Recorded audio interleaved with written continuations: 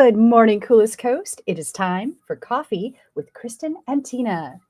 Good morning, everyone. Welcome to this episode of Coffee with Kristin and Tina. We're your hosts. This is Kristin Odell of KLO.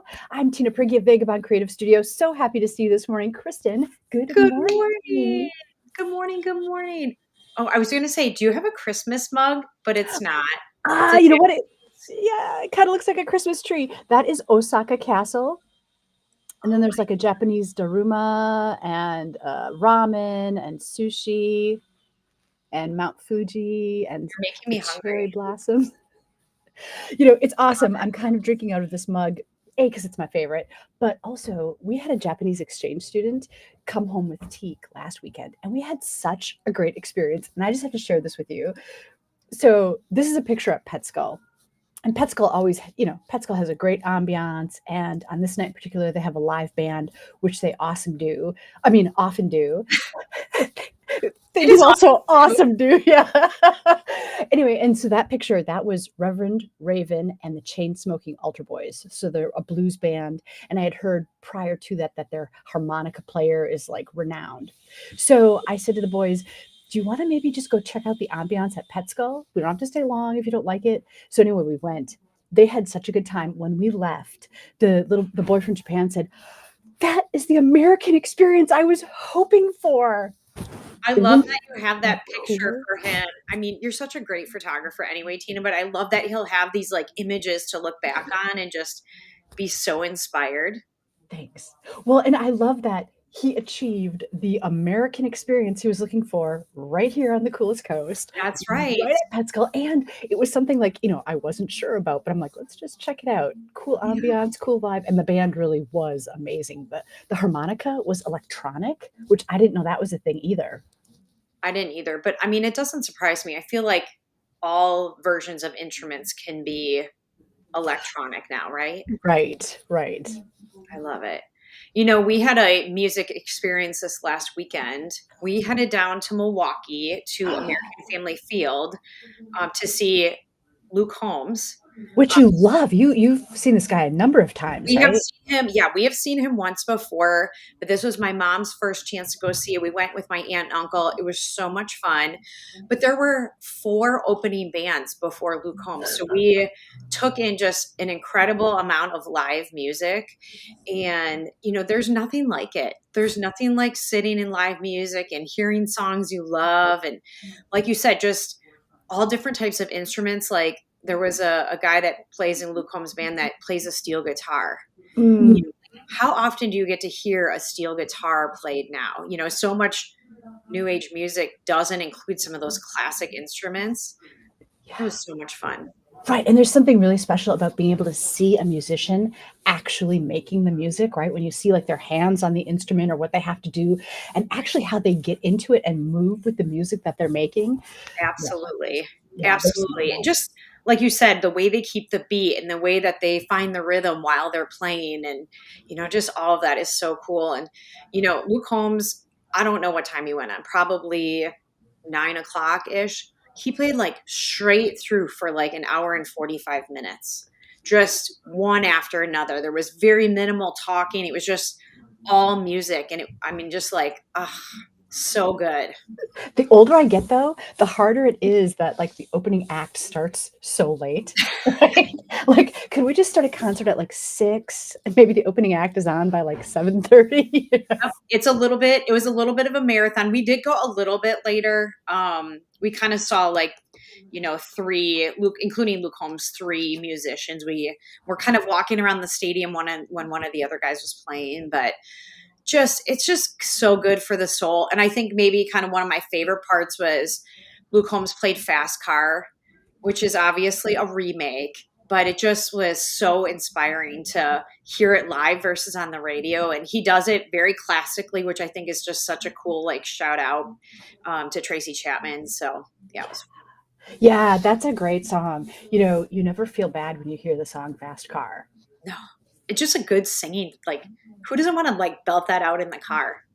And a concert is a really cool experience too because it like solidifies this moment in time. Like, if you think back, you can pretty much remember every concert experience, right? Like, you can still feel what it was like to feel the music, like, as it pulses through you, or, like, Right. it's like I think it's just so distinct, and I do think there's, like, some tie to music that helps, like, solidify it in your long-term memory core memory bank. yeah. I saw Pink Floyd live once at Soldier Field in Chicago, and it was incredible. The way the music just, like, reverberated off the columns and stuff, and I can go back to that moment in my mind, and it's just such an incredible moment. What is the music like at Soldier Field? Because that's a big open stadium, and it's Mhm. close to the lake, right? So, like, how did the music move in that space? So, Soldier Field has, like, these big columns, and I felt like it came back towards us. And, Pink Floyd, they're masters anyway, so they've got their sound dialed in. And so it just like enveloped you. It was big and it felt like it was coming from all around. Even like when we were approaching from the parking lot and they just had like music warming up, you could Mhm. just hear it like echoing all around. That is so awesome. You know, Doug and I have talked recently about a number of years ago, we went out to Minneapolis to see, it was like Little Big Town, Chris Stapleton, and George Strait. And that's a new stadium in Minneapolis. That's where the Vikings play. And the sound within that stadium was so different because it wasn't loud. Like when we left that night, our ears weren't ringing. It's really set up as like an entertainment space as much as it is a football arena. And Oh, it was just a really cool, really weird experience because these are obviously modern facilities where they're taking these things like sound into consideration, versus like, you know, American Family Field's a lot of metal and just like the way that sound moves in there. It's just a different. I mean, concerts traditionally are loud, right. but yeah, it was different. It was kind of neat to experience that. Well, yeah, and it's smart to think that as they're creating these facilities, they're keeping in mind the multi-purpose, right? So it's not just for a sporting event, that they can maximize it from the outset. It reminds me of like growing up and our performance space was the cafeteria at the high school. You know what I mean? Like you just can't get good sound quality off of something that wasn't planned for that type of acoustic experience. That's so true, isn't it? All right, viewers, tell us, what is your favorite concert experience, or what concerts stand out in your mind? We'd love to know who you've seen, what you've loved, what rocked your world. Yeah, you know, I think we maybe have perused our concert experiences in the past. I think the most entertaining from like a concert, you know, our costume and like things happening, Pink is hands down like such a performer. I saw Justin Timberlake in Chicago one time, and he was also very good in, you know, had this like piece of stage that like moved through the audience and did this like really cool stuff. But I think some of the best, like maybe most memorable concerts are those ones that like there's more of an emotional tie to music. Like I tend to be more of a country music fan than anything. So like, you know, you're tying like real world stuff to it. And I think those are the things that really like stick with you. So I saw Lenny Kravitz in concert once, Mm. and it totally stuck with me because from the moment he stepped on stage, and he had these backup singers that were like so buff, and they were all shaved bald, right? So they all had this look.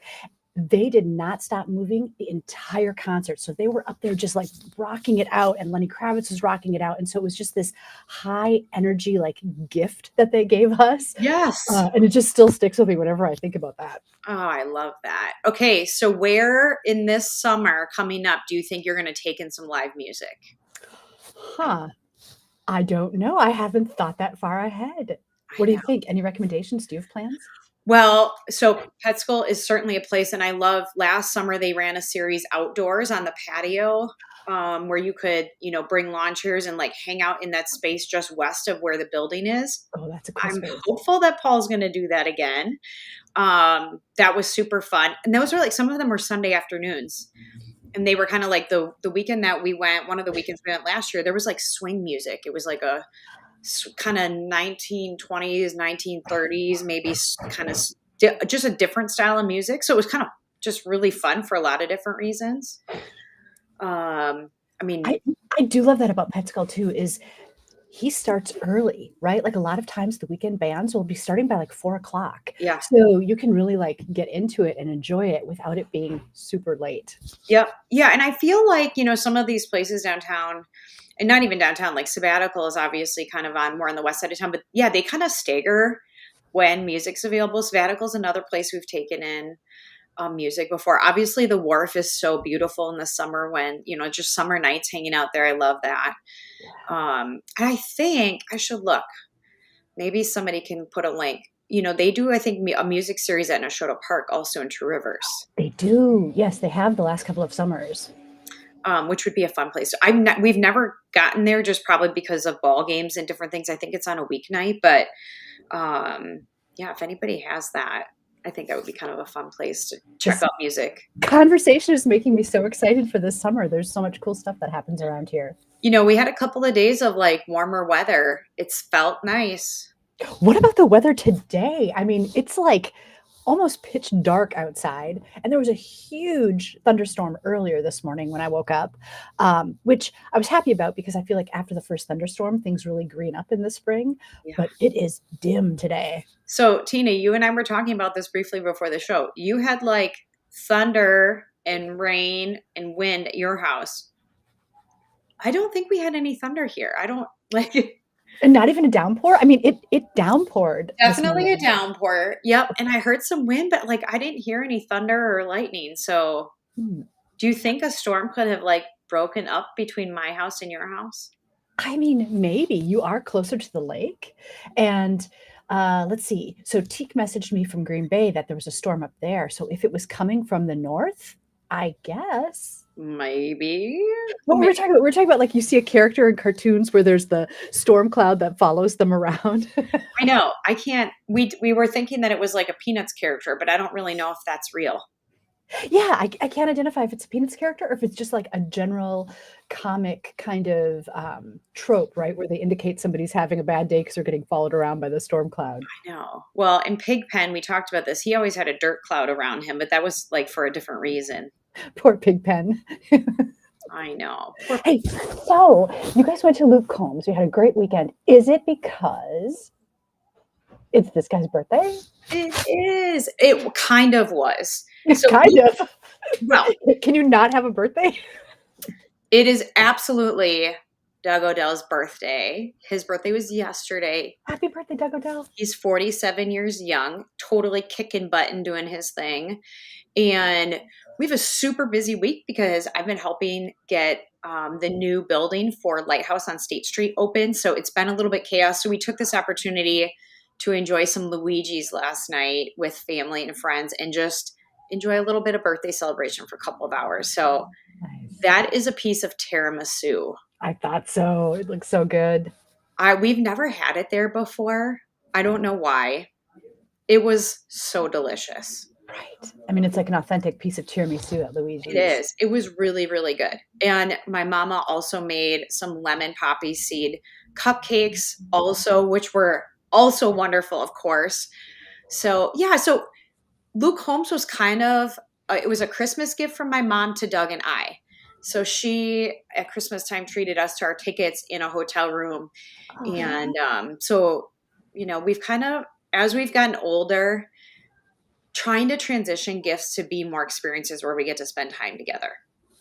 And she does this beautifully with the kids. She does it with us. And so, yeah, this weekend, it was Doug and I, my mom and my sister, and my aunt and uncle.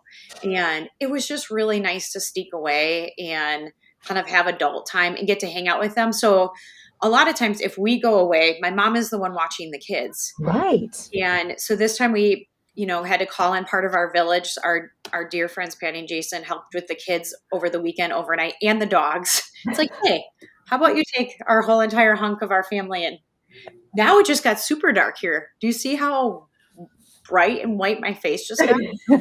So it must be moving that way because it's been dark here. I would say so. But yeah, so we had just a nice, really nice sneak away night. And the other cool thing is we stopped at the Harley Davidson Museum in Milwaukee. On the way home, Doug just wanted to hit the gift shop to kind of see if he could get some cool gear, which he did find a super cool button-down shirt for riding this summer. But we are going to go back because, oh my gosh, it's such an amazing little campus there. Tell us more. I've never been. Yeah, we didn't get to walk through the museum, but there's a huge museum building. They have an outlet that has not only like parts and accessories for motorcycles, but clothing that kind of comes back in from dealerships, and they make it all of those things available at discount. They have a regular gift shop. They have a restaurant there. It's just this huge, beautiful space. And the coolest thing, because Sunday was beautiful. It was like 75 degrees in Milwaukee, sunny. All these bikes are like driving into park. And I think Doug said he read online, they have parking for 1,000 bikes there on any given day. Not with their special events going on, right? And Doug and I are like, we need to get home because we need to get on the bike at least for a little bit this afternoon. Because did you get on? Did you ride? We did. We took just a quick cruise through town. And the funny thing is we made a trip to Aldi's to get groceries, and, you know, he has saddlebags on. So we were getting like, they were making fun of us a little bit, but like getting our carrots and our pineapple and our thing of strawberries in the saddlebags on, you know, super bad, super badass, you know, I love it. Getting our fruits and veggies in on the motorcycle. But that's awesome. It allowed us to sneak in that little ride around town. It was awesome. It was beautiful. We got out and we made it all the way to Algoma, and this is Kewanee. And I just wanted to point out a little tip. There is a charming little place right in Kewanee on Main Street, and it's called the Bakery Bar. It looks like it's Novak's agency. That's actually down the street. But we're standing in front of the Bakery Bar, and they've got like coffee, breakfast sandwiches, other foods, some, you know, craft beers, things like that. It was just a delightful little stop off. So if you guys are ever riding up the lakeshore, yes, we need to get that in. I have heard really good things about it. It's called the Breakfast Bar, Bakery Bar. The Bakery Bar. And there's a bakery too, if I didn't mention. Yes, that. I have heard really good things about that place. That's right on the main strip in Kewanee, isn't it? Yep. Oh yeah. Yeah. So it was a beautiful day to be out. Did you ride along the lake? Was it windy? It was windy. It was a little bit windy, and it's interesting because as we rode along the lake, there'd be pockets of like, oh my gosh, this is cold. Do you think we need to turn around? And then all of a sudden you'd hit a warm wall again. Yes. And so we rode up along the lake. Then we came home. We went inland west and came back through like Luxembourg, Casco. Yes, that's a little kind of like almost Kettle Moraine. There's a little bit of dips and valleys there. Yeah. Beautiful. So Tina, yes, I can hear some pounding in the background. I know you guys have been, you know, saving forever to do some home renovations. I'm so excited for you. Thank you. So tell me what it's like to get ready for a project like this. Have you had to let anything go in your house, or have you realized that you've been storing or hoarding things? I have. You know, it's really kind of shocking when you realize that you have to like empty out cupboards or like move things, clean shelves off. And you realize, wow, why did I set this here? Why did I think this was important to keep? Or like, why do I have 6 of this? And it's a thing I don't even use anyway, right? Like there's something about like, oh, I might need this in the future, or, oh, this could be useful in the future, or, oh, this has some value. I should hang on to it. But yeah, I've discovered tons of like stuff that I really just need to like move on, move out. Recycle. What's something that you've moved out? Can you give our fans an example? Like I found like radio alarm clock that no longer works, right? Why am I still hanging on to that? Yeah. Right. So many vases, like a girl only needs so many bud vases. Right. Right. I don't need one in every style and every size and every shape. Like I really have to, I'm trying to focus on kind of Marie Kondoing some of that stuff. Like, does this make me happy? Do I need this? Yes. That's so great. I feel like our kitchen, is pretty good. But if I were to go into my bedroom closet, I feel like I am hanging on to clothes. Like I had a thought this morning. I have some t-shirts from sports teams that I played in high school. They're super nostalgic for me. I will not get rid of them. However, I have them on hangers taking up closet space. And I actually had the thought this morning, like, why do I keep these on hangers? Like, I'm not going to wear them. I'm keeping them for nostalgic reasons. Isn't that silly? Well, I mean, there is something though too to that nostalgia, right? Because it makes you happy to have it. It's a touchstone that takes you immediately back to a point in time. So, like, I'm an advocate for, even though it's not a useful tool, it has its place. And like I would say, do hang on to those things. Maybe they don't need to be hanging in your closet, but like I've got a bunch of baby stuff, like my favorite outfits that he wore when he was a kid, or some of his favorite toys, and all of those things. Yeah, they have no like actual use, but they're just such a happy touchstone that I can't part with them. Right. Right. Yeah, that's good stuff. The other thing that I have a tendency to hold on to, I feel like my face is so bright now. It's so dark. Um, is like holiday decorations. So like I have things that I haven't put out in years, but like for whatever reason, like I won't donate them and let somebody else have joy with them, right? Again, why do we do this? Oh, I like that concept, letting somebody else have joy with it. Yeah, right? Yeah. Like I don't they're like these things are in good shape. They don't look super old or weird or anything like that. Like why wouldn't I just give them away and have somebody Kitchen tools as well.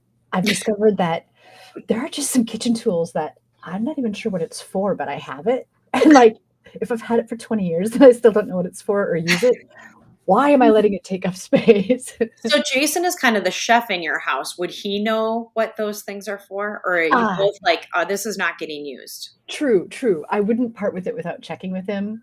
But I feel like he's got kind of a standard use of things, and yeah, yeah. So one of And the we did discover like a pot that we're like, oh my God, where did this come from? Did you just buy this? He's like, no. I'm like, did we just pull that out of the cupboard? We should use this. this is an awesome pot. Where has this been all along? We're like, we've been using this crappy, like dinged up, like, okay, we're gonna get rid of that one and use this one that we're like, whoa.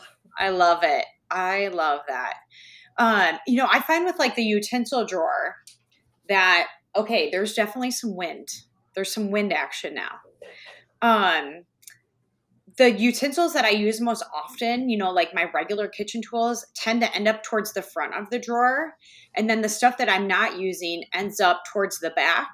And so, maybe every 4 to 6 months, I tend to kind of go in and I look at what's shoved towards the back. And then I'm like, do I use this? Like, do I really still need this? And if I don't, then I will pull them out and like donate them to St. Vinny's. Because again, kitchen tools they can be expensive to get. I would love to have somebody have access to things that we bought. So like that's kind of a good way of like, am I really using this? Yeah. And what's smart about it too is then it declutters your workspace so that the kitchen is more efficient for you in the kitchen. Absolutely. Well, and let's be honest, having a little less crap in the utensil drawer might help you find the things you're actually looking for, right? Right, right. Hey, did you see this article? This kind of freaked me out because this is like from this past week, from April 12th. There were 3 men stranded on a Pacific island. They used palm leaves to spell out the word help, and that's how they were rescued. I mean, I feel like I've seen this in movies, or like you heard about this, World War II era, things like that, but it just kind of broke my mind that this is like modern, this is contemporary. This happened this past week. Okay. So I want to know, did you read the article? I did. Okay. So how long were they there? Because I feel like they've got quite a bit of like infrastructure set up. I think it was only about a week. Okay. And this is in Micronesia. And this is on like the Picolat. I'm not sure how to pronounce I it. see that. Picolat Picolata Atoll. tool. And they were from like another somewhat nearby island or atoll. But they didn't return, and families got concerned, and somehow they were stranded. But it's terrifying. I mean, it's very castaway. Yeah. I think it's brilliant. Like if they lived a week, first of all, just kudos to them, right? Right. Second of all, using what's available to you to get help is brilliant. And let's palm leaves or palm branches on sand is definitely going to stand out. Like When you first sent this to me, I'm like, is this real? That's what I thought when I saw it. I thought, is this a joke? And then, it's NPR and it's from the US Coast Guard. And I read the Yes. article. I was like, wow. That is amazing. Do you know how they got there to begin with? The boats that they were using were pretty small, it sounded like. And I think they got blown off course. I can't remember. I'd have to go Yeah, back and just read the kind of got, article. But rough or whatever, and they ended up not where they were supposed to be, obviously. right, right. Wow, that's Yeah. wild. Does that tap into your inner fears of needing to live on an island for a couple of days? It does tap into my inner fears of the great, big, wide open ocean, right? Like I read a book and I can't remember the title, but it was the biography of Louis Zamperini during World War II. He was a pilot. Their plane crashed. They were adrift on the ocean for 5 weeks, I think. They finally came up to an island and it ended up being a Japanese island. So they were put in a prisoner camp, right? So Hmm. all of these like struggles that they had to go through. And that was a true story. Like the wide open ocean freaks me out a little bit because you could just get stranded up there. And space freaks me out. Like, as cool as it would be to go to the International Space Station, I've watched too many movies, right, where somebody ends up being adrift, and like that freaks me out. I know. I feel like movies do that on purpose. Don't you think? It's like triggering in the worst ways. Yeah. Now, most of them, have a positive ending or, there's some resolution, right? If you've got a lightsaber, it ends up being okay. Or you find out that someone's your father, one or the That's funny. I was just watching, it was like, it was a like preacher segment on kind of navigating life.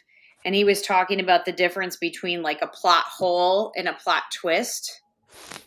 And a plot hole is like where something weird happens and like it goes unanswered and there's not resolution, versus like a plot twist is like where something happens and it makes sense, but it was kind of just unexpected, but it was like, okay, and this person was talking about how Darth Vader being the father was like one of the biggest plot twists of all time.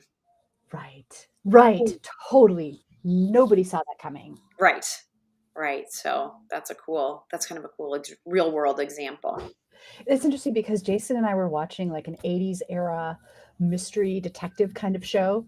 And we just had to stop because every time, like, it's kind of fun to watch along and see if you can figure it out. Yeah. But every time it would be the most random resolution. It would be like, oh, because she spilled vinegar in the 5th grade, like who's this? You know what I mean? It would just be such an oddball, like out there resolution that they hadn't given you any clues or any insight. Like there'd be no possible way you could have known. And we're like, this just isn't fun. So they were plot holes. They didn't make you feel good. It was kind of this like random dead end.